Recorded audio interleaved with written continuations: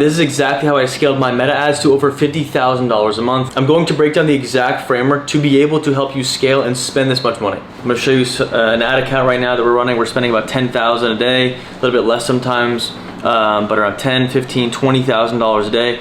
So we really do this, really help our brands, our clients scale with ad creatives. So we will go through this. I'll show you I'll show the account a little bit. And then, okay, so here is the breakdown. The first thing that's extremely important when you're about to spend this much money is that you can't think that this is typical monies that you're spending, right? If you're spending $50,000 a month on your personal expenses, whether it's rent, food, cars, that's a lot of money to spend. If you're spending on advertising, this is powering the business. This is giving you a return. Of course, when you're spending on rent, it's a place to live, spending on a car, you're getting some enjoyment out of it. Food, same type of thing. This is much different. When you kind of desensitize yourself from the ad spend, from that money being, real money that could be in your pocket, it really unlocks a lot of your mindset and allows you to want to spend more and allow you to want to scale, right? If you're spending $100 a day, $1,000 a day, you have to realize that this money is not going to zero. So it's not like it's not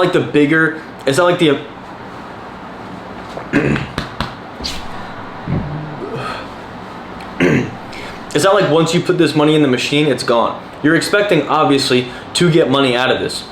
And once you think about that, right? So if you put $100 in every single day, hopefully you get one sale for $35, $50. You're getting some emails, so people are abandoning cart. They're entering the email into the pop-up. Maybe you get a sale, so you get a little bit of return on ad spend. You shouldn't immediately, of course, you're obviously trying to become profitable. Of course, that is the goal. But you cannot panic once you start to spend or scale and that money is not initially coming back. You're basically spending right here for data. You're not really paying for results yet. Some of my clients either want to break even or they're at a very low ROAS just for LTV. Their lifetime value is so high that they're willing to lose money on the front end. A lot of brands, when I was spending, millions a month, when I was spending, for them, it was their money. When I was running ads or making ads for these huge brands, they're spending, $5, $10 million a month. They're at a loss. They're hoping to get their money back within 3 months, right? So it's a subscription, very, credible business, huge business. They're spending so much money, so everyone, of course, is hearing of them. So they're acquiring the customer. Basically, they're paying to take that customer away from the competitor. You're not doing just that yet, but you're paying basically to see who your audience is and how you can monetize them either down the line through an email, an upsell, a different type of funnel. You're paying for them to become interested in your product and, of course, eventually purchase or purchase immediately as the first purchase. So the goal is to learn as fast as possible and lose less money. Of course, going for profit, going for a profitable ROAS is the goal. That is what we aim to do with our ads. But if someone is spending $500,000, $1 million a month, the likelihood of them becoming immediately profitable off first purchase is a little bit less likely. Of course, it's very possible. We have clients that are doing that, but you should be spending, of course, if you're at a lower level, spending money to learn who your audience is, understand who they are, what they're commenting, what are they reacting to, what ads are working. So you're learning based off this data, and your goal is, of course, to lose as little money as possible if you are losing money.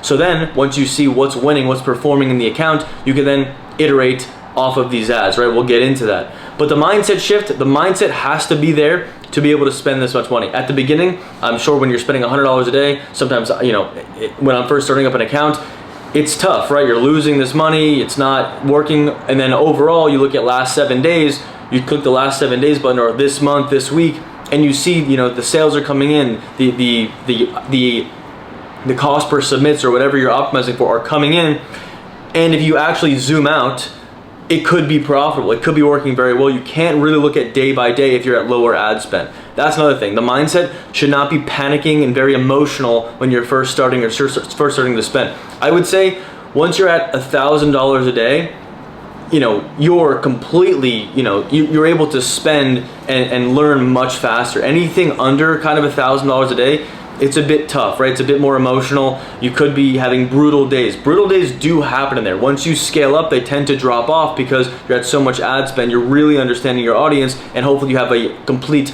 an influx of creatives coming in that you can upload every single week. But you need to realize that this ad spend is a lot of money in other aspects in your life, In the advertising space, in the marketing world, it's really not that much money. There's brands spending millions of dollars a month. So if you could desensitize yourself or take the emotions out of this ad spend, it will do much better. You just look at the data, focus on, you know, everything else, right? Focus on making the creatives. How can you improve this? How is it looking over the last, 7 days, week, and then go through the learnings based off that. We'll get into that. The second thing is to mitigate your risk, right? So of course you're spending, this is a risk. This is a new business, or even if you've been running this for a while, you want to scale. It's a risk to put more money into the machine, pour more fuel onto this fire that, is working, or you're trying to get it to work, right? The way to do this is more creatives. You can't just rely on one winning ad. I've seen a lot of brands rely on one winning ad. They don't iterate at all. They aren't creating net new at all. They're just testing, or they're just running the same ad for months at a time. It's possible it works. It's possible it continues to work. Eventually this will burn out because people will see it. The frequency is going to start to become a 2.5, a 3, which means more people are seeing it, an average of, that would mean 3 times. It's going to burn out eventually. That is what happens when you start to increase spend. You need to have a way to structure your test, right? If it does not hit a cost per acquisition goal that you need, you have to turn it off. You cannot think, oh, I spent so much time and money on this creative, I paid this creator, they were such a great creator. It doesn't matter what you think. If the data is telling you this ad is not working, you have to turn it off. You cannot become emotionally involved in an ad or anything about the ad. Don't sink a bunch of money into creating a very polished commercial, because more than likely it's not going to work and you're gonna have to turn it off anyway. So come up with exactly what your ROAS or your CPA needs to be and stick to that. Don't think, oh, this is all right because we have, it'll perform eventually. I mean, of course you have to give it 3 to about 7 days. If it's not performing at all, if it's not hitting your goal, you have to turn it off, because that is going to train the account to think that you want that CPA, that ROAS is good for you, which in most cases it's not. Turn off the low performers, keep the ones that are working, keep them on, and you can scale them a little bit. We'll get into that as well.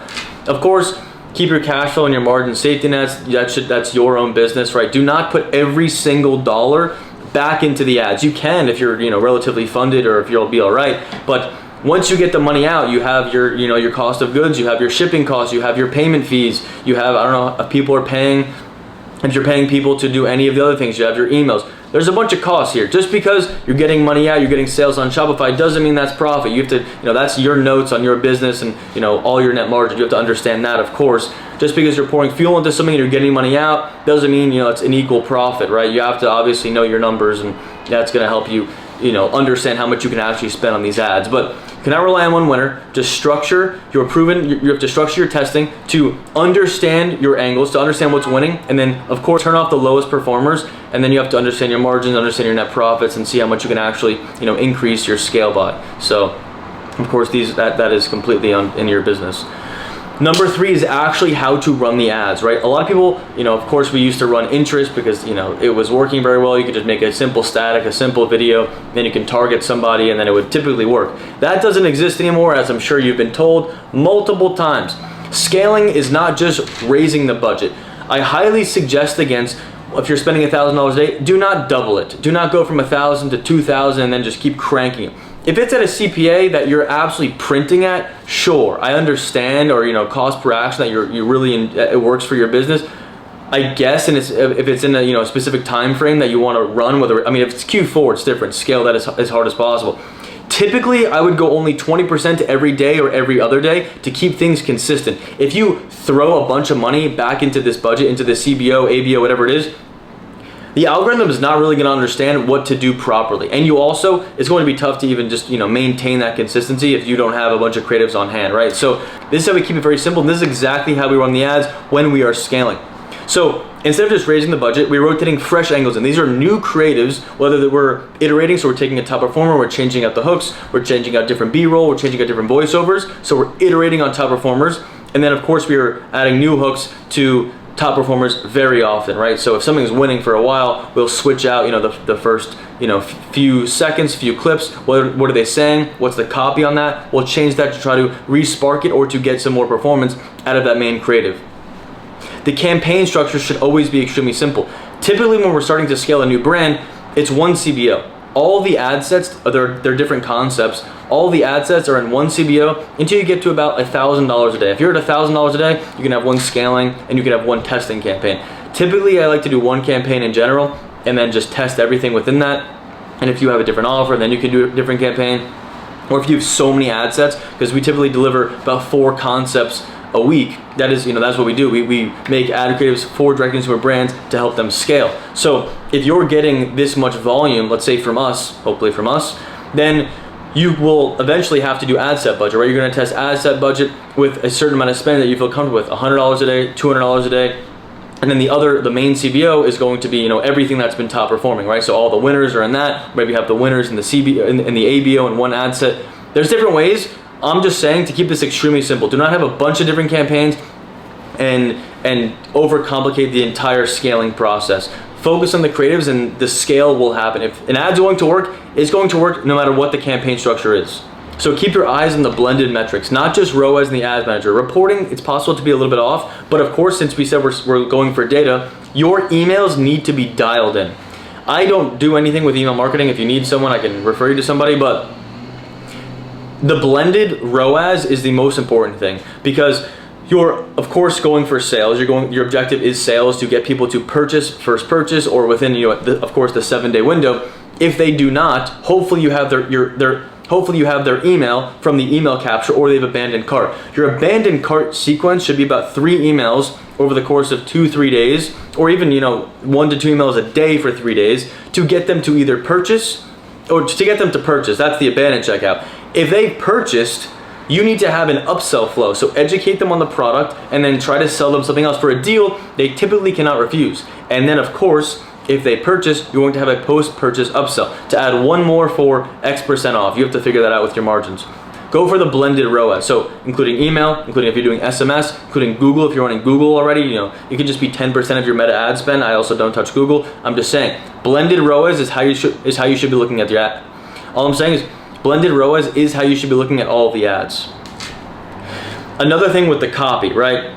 Your copy, your primary text, your headline, and your description should typically be all of the same. It should be the same offer that you're running across all the creatives. The only variable you should be testing is the creatives in the entire ad in the ad platform. It should be, at least to start, right? To get to the scale. You should have 1 offer. Everything else should be consistent, especially the copy. You're just changing out different creatives. You're focusing on the creatives, because that is the only thing that's really going to help you scale here.